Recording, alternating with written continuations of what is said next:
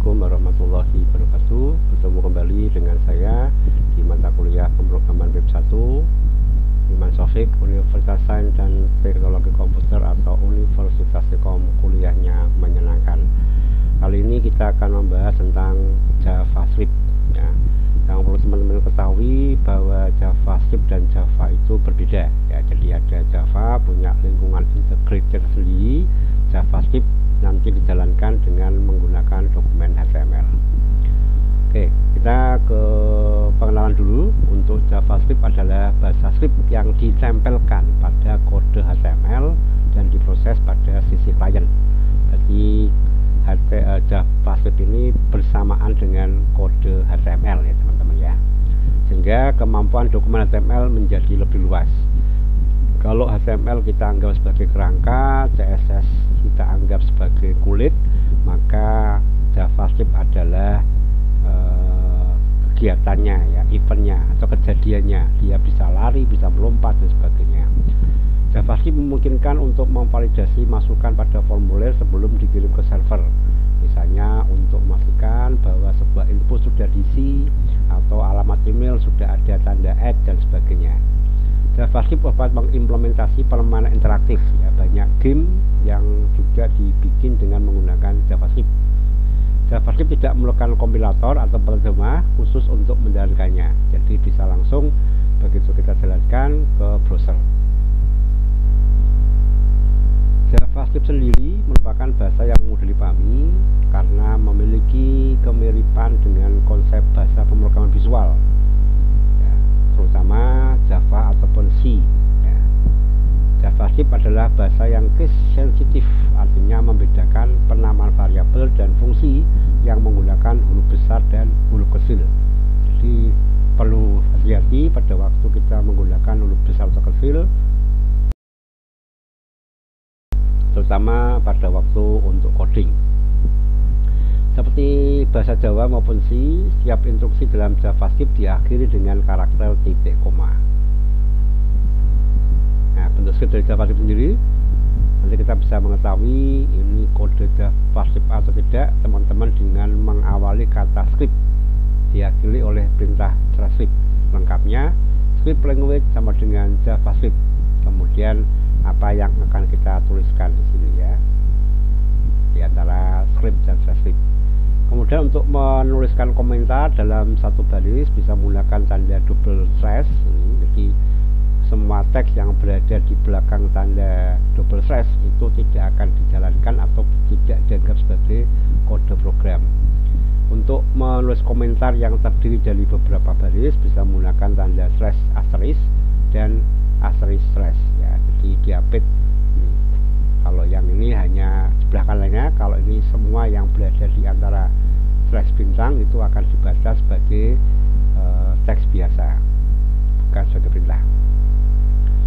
Oke, kemudian untuk meletakkan JavaScript dalam dokumen HTML nanti menggunakan TypeScript tadi ya. TypeScript diletakkan di antara bagian kepala dari dokumen HTML, yaitu bagian antara tag head dan slash head. Pemanggilan fungsi JavaScript atau disebut juga dengan event diletakkan di bagian badan dokumen HTML atau biasa disebut dengan tag body ya. Jadi untuk pemanggilan fungsinya berada di atas, diawali oleh kata script language ya. Kemudian untuk perintah atau event yang akan dijalankan bisa teman-teman gunakan di dalam body. Ini contohnya ya, dibentukan dan versinya contohnya JavaScript 1, JavaScript 2 dan sebagainya. Si language JavaScript 1 alert hello, jadi akan menampilkan pesan hello di layar. Oke, kemudian yang kedua, meletakkan JavaScript dalam dokumen HTML menggunakan file eksternal ya, file eksternal. Jadi kalau file eksternal ini filenya dipisah. Jadi menuliskan kode program JavaScript dalam satu file tag dan kemudian file tag yang berisi kode JavaScript dipanggil dari dalam dokumen HTML ya. Ini script language JavaScript, kemudian SLC jika berada di satu folder yang sama langsung saja dipanggil dengan .js. Tapi kalau misalnya ternyata dalam sebuah folder, maka kita sebutkan dulu URL dari foldernya kemudian baru nama file dari JavaScript yang dipanggil. Perlu diketahui nama file JavaScript nanti berakhiran .js teman-teman. Ya, file URL adalah lokasi dan nama file yang berisi kode JavaScript. Jika perintah tambahan src tidak disediakan, maka TypeScript akan mencari kode yang terletak dalam TypeScript melalui event tertentu. Nah, ini juga bisa. Event adalah sebutan dari satu action yang dilakukan oleh user, contohnya seperti klik tombol mouse. Pada teman-teman mengklik tombol mouse berarti ada kejadian tombol mouse diklik, atau mungkin klik 2 kali, atau mungkin menekan tombol tab ya, tab pindah kursor, ini juga namanya event. Maka perintahnya tag event handle sama dengan kode JavaScript yang akan dimasukkan. Event handle adalah nama dari event yang dijalankan tadi. Nah, ini contoh properti. Sekarang properti adalah atribut dari sebuah objek. Penulisannya dipisahkan dengan tanda titik.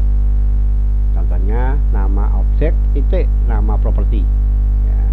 Properti dapat diberi nilai penulisannya, misalkan objek titik properti sama dengan nilai. Nah, kita lihat sebelah kanan. Ini ada contoh window, ini berarti objek ya. .default status ini adalah nama properti, sedangkan nilainya selamat belajar JavaScript. Nah, ini nanti akan menampilkan di pojok kiri bawah ada pesan selamat belajar JavaScript. Penulisannya script language JavaScript ya, kemudian window.default status, perhatikan ini huruf besar kecilnya, default status S-nya saja yang kapital ya. Kemudian script baru body, jadi dia di dalam body teman-teman ya, ini nilainya. Oke, kemudian juga ada nanti metode ya, metode atau metode. Metode adalah suatu kumpulan kode yang digunakan untuk melakukan suatu tindakan terhadap objek. Penulisannya dipisahkan dengan tanda titik.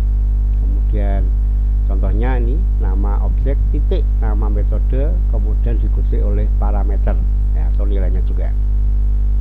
Contoh di sini adalah dokumen.write kurung buka selamat mencoba JavaScript, kemudian turun satu baris ke bawah ya. Nah, dokumen itu nama objek, write itu adalah metodenya, kemudian kurung buka ini adalah parameternya. Di sini menampilkan teks ya, menampilkan teks di dokumen browser dengan tulisan selamat mencoba JavaScript, semoga sukses. Nah, kalau tidak pakai BR, walaupun tulisannya di bawah dia akan nyambung. Nah, tapi karena di sini ada BR maka posisinya akan berada di baris yang kedua. Ya, berikutnya penanganan kejadian atau event handler. Penanganan kejadian adalah sekumpulan kode yang dijalankan manakala pemakai melakukan suatu tindakan atau kejadian, misal mengklik tombol mouse atau ketika menutup jendela browser. Penulisannya nama kejadian sama dengan kumpulan kode. Kumpulan kode dapat berisi sejumlah pernyataan, antar pernyataan dipisahkan dengan tanda titik koma. Nah, ini bisa beberapa pernyataan, bisa juga cuma satu teman-teman. Contoh di sini ini body H1 tes kejadian, jadi heading 1, kemudian cobalah meletakkan penunjuk mouse ke link berikut dan perhatikan isi baris status yang ada di bawah teman-teman ya. Kemudian pindahkan penunjuk mouse dari link tersebut dan diperhatikan isi baris status. Nanti kira-kira berubah enggak? Ahref www.secom.acid on mouse over sama dengan window.status, Anda menyorot link lo return true ya. Jadi mouse over itu adalah kejadian pada waktu mouse-nya berada atau di atas sebuah teks. Jadi misalkan ada objek, objeknya teks, bisa juga gambar ya, Anda mouse-nya letakkan di atasnya, maka pada saat itu ada kejadian namanya on mouse over. Sedangkan pada waktu mouse-nya dipindahkan keluar dari objek tadi, maka ada kejadian namanya on mouse out ya. Ini berarti pas mouse-nya berada di sebuah link Secom.acid, maka akan muncul Windows nya akan berubah, Anda menyorot link. Begitu mouse-nya kita pindahkan return true, maka munculnya Secom menyenangkan ya. Oke, ini silahkan dicoba. Oke, berikutnya adalah pemasukan data ya. JavaScript memiliki mekanisme yang memungkinkan pemakai disuguhi jendela untuk memasukkan sederetan masukan. Setelah pemakai mengklik tombol OK, maka kode dalam JavaScript akan melakukan serangkaian proses. Nah, perintahnya pakai prompt teman-teman. Ya, ini script language JavaScript, ya, var nama sama dengan prompt. Ya, nama ini fungsinya nanti untuk menampung dari prompt. Prompt itu nanti bentuk kayak gini teman-teman ya. Ini prompt. Ini prompt. Siapa nama Anda? Ini akan tampil di atasnya kotak. Nah, yang kita ketikkan di dalamnya ini, misalnya Iman Sofik, maka nilai Iman Sofik tadi akan disimpan ke variabel nama. Ya, ini penyimpannya. Nah, maka di bawahnya supaya ditampil, hey Iman Sofik, munculkan dokumen.write, hey nama, ya nama variabelnya nama tadi. Nah, demikian sekilas bagaimana penggunaan JavaScript. Untuk lebih lanjut kita akan coba praktekkan di waktu berikutnya.